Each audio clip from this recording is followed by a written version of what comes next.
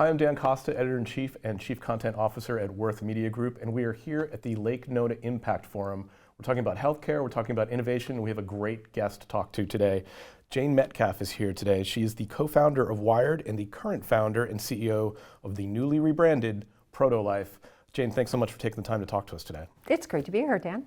So this is you've been to Lake Nona several times before. I think it's just my second time. What is it about this forum that really is different than any other healthcare conference? Well, I do think that the location in Lake Nona is really kind of extraordinary and was a major draw for me because I think a lot about smart cities. I think a lot about how we integrate health into our buildings and how we plan communities in ways that can lead to human flourishing. So I was initially attracted by that. I was also excited by the invitation-only nature of the group. And, you know, I just did a breakout session after a main stage conversation, and the people in the room, every single person who raised their hand, I said, well, just introduce yourself and then ask your question. Every single one of them was an innovator doing something really cool that the people on the panel were like, oh, can we follow up on that? Or I'm really interested, or that's great to hear, or, you know. So that was really exciting. And, you know, Gloria Caulfield, when she first reached out to invite me last year, said, you know, we focus on solutions. And there are people here with real power and real wealth who want to really make a difference. And so for all those reasons, I came back, and it's great. Yeah, I think that's the secret, because we do a lot of conferences ourselves. And the secret to a great conference is not necessarily who you put up on stage. Yeah. It's about who's in the audience and then what interactions happen when the lights are out and people are getting coffee and meeting people, having lunch. It makes a huge difference. I've seen a lot of interactions. There's a lot of people who are very specifically and urgently trying to talk to each other. Yeah. It's not a party conference in the same way that you might expect. That's right. Although the food is quite good. Food is amazing, and I called it out on stage today. You did, I know. Like, thank you for giving us healthy alternatives. So you were talking, you've got a couple of panels, but your first one was on food systems, sustainable food systems, but profitable food systems. What did you learn from the panelists that you had on stage? So, you know, the focus is really on medicine. And so, like, how do we think of food as medicine? And, you know, the three people who were there, you know, two doctors who've really dedicated their careers to that. What I'm excited about is how much currency they all feel about change. And, you know, Ellie Rubenstein was talking about how to get change into schools and hospitals by using the political system, but not on a federal level, but on a local, like on a state and city level. So that was exciting. I'm excited by the number of people who are buying books about food as medicine. That's a really good sign. And I'm excited about all of the developments in metabolic understanding, particularly Dr. Lee's work on understanding how the body transforms food into fuel and how those inputs can really make a difference in our disease progression, or even how we, of course, prevent disease. But he was even talking about how you know, your diet can impact the efficacy of your potential immunotherapy for cancer. You know, amazing stuff. Yeah, I think it's amazing how many times I've heard the phrase food as medicine in a variety of different contexts, from sustainable agriculture to, you know, just building the proper diet. Also, probably one of the most controversial things in medicine is everyone's got an idea of what they should be eating or heard something, and the fads come and rise and fall. But here the conversation seems to be very grounded in the science and in the metabolic processes themselves. Yeah, absolutely. And, you know, those fads was really interesting because, you know, last year I was hanging out with all these longevity researchers and moderating panels and dinners around that topic. And it was very trend oriented. Mm-hmm. You know, it's like this special food, this intermittent fasting technique, this, you know, whatever. And these people were really focused on, let's get it back to the basics. You know, having been a food innovator myself, I'm familiar with what the retail channel often wants, but what the consumer will actually buy. You know, the group that I was with today, we're basically saying they're going to go back to basics. They're going to look for things with fewer ingredients, things they recognize, which is a really interesting point. Yeah, and we actually, our latest issue is the health and wellness issue. Oh. And we talk about the 6 pillars of health. And it's like, a lot of this is pretty set. We know what we should be eating and shouldn't be eating. There's a lot of energy balance issues that people need to be aware of. But Well, yeah, and it's- the 5 or 6 or 7 things is like sleep, low stress, don't smoke, moderate your food intake, exercise. you literally just named all 3 of our 6 pillars Yeah. in our story. And that hasn't changed. Yeah. So let's talk about proto health.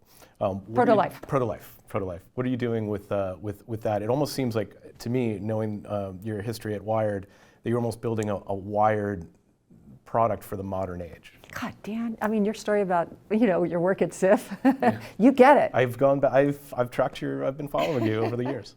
Well, I went to Wired magazine about 5 years ago, and I said, there is a major revolution coming, and it is the next stage of the digital revolution.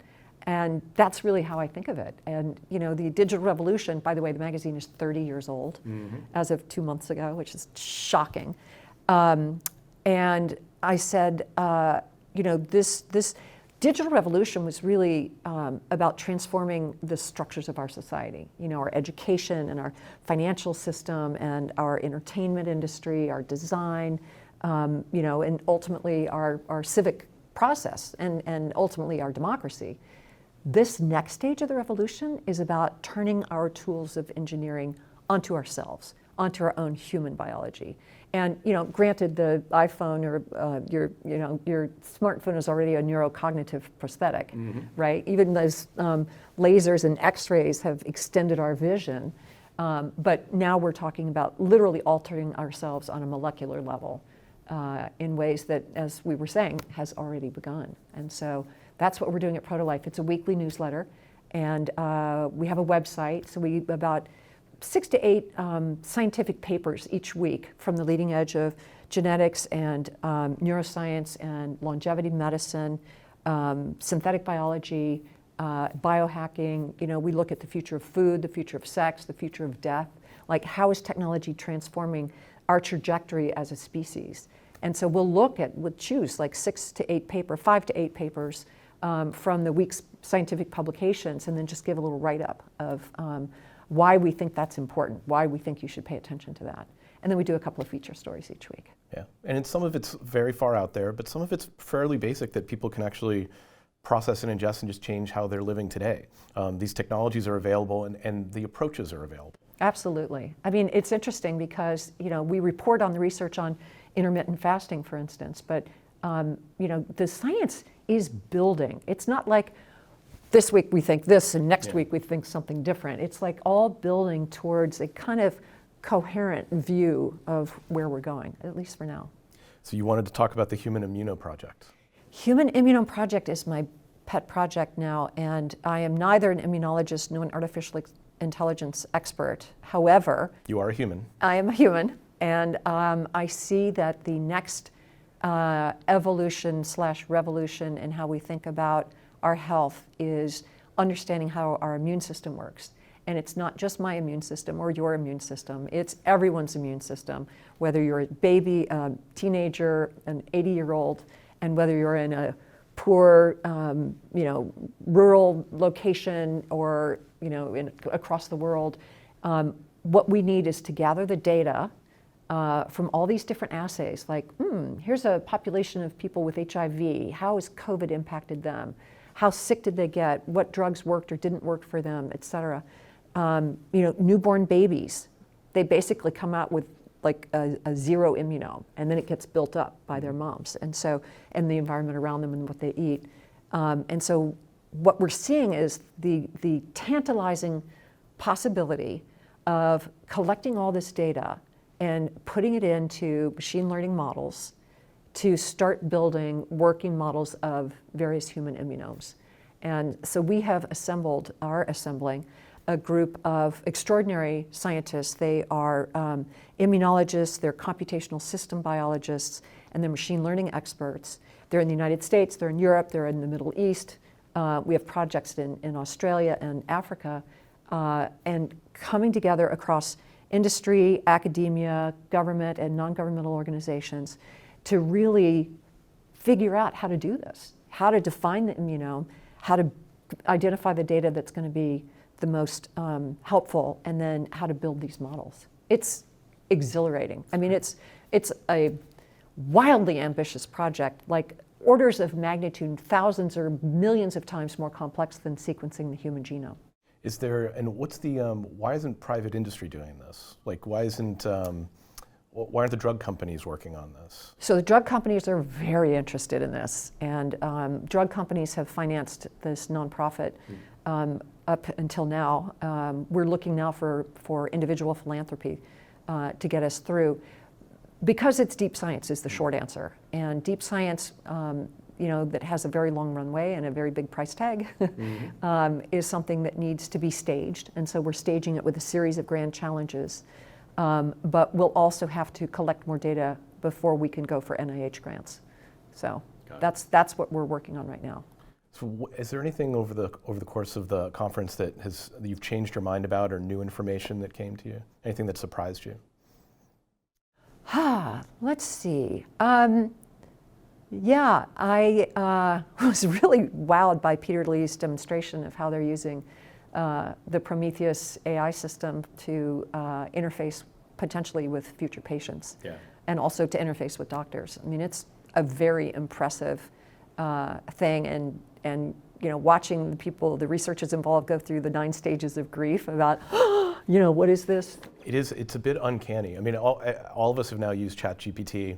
Some of us have been using those models for a while, but you can feel its limits. It doesn't take long to hit the limit of you're wowed, but then you see where it's hallucinating. It's on the cover of the New York Times, but this was something different, and the accuracy was far better. The way it could translate data and then spit back information. Really exciting. It sounds like we're going to be able to get some hands-on time with that tonight, actually. Yeah, exactly. I'm looking forward to that. And how cool that they came here and said, all right, you guys have at it. Yeah, it's pretty extraordinary. But I got to say, I mean, you probably remember when Healthion raised all that money to transform medicine. That was, what, 1996? And you don't see IBM Watson commercials anymore because that flamed out as well. So there have been a couple of runs at it. Yeah. I do feel like this isn't one company pulling out ahead. OpenAI, again, has made a lot of their code open source, and they've got a broad consortium behind them. Microsoft's taking it and going a little bit further, but Google's doing the same thing. Musk. There's a lot of, they're all building with the same building blocks. It just feels like we are at an inflection point, leaving aside the issue of general AI, which just distracts us from, I think, what is here today. Yeah. There are a lot of questions we have to ask about what we're going to do with the tools that are accessible via the web right at the moment. That's a question we're talking about every single day. And I think the point, too, about the ethics and the responsibility, that people are already using the search box as a medical assistant, and it's not a great source for medical information. No, I mean, the big joke has always been, Dr. Google, you're one click away from a cancer diagnosis. Totally. So I think there's a certain level of understanding of the population, how easily you can get to a completely wrong, diagnosis or analysis of your situation.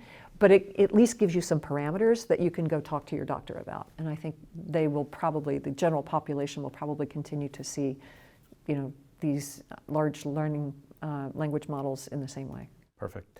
Jane, I want to be respectful of your time. Thanks so much for stopping by and talking to us. Great, my pleasure. Thanks, Dan. I'm Dan Costa with Worth Media. If you want to hear more about stories like this, go to worth.com. I'll see you there.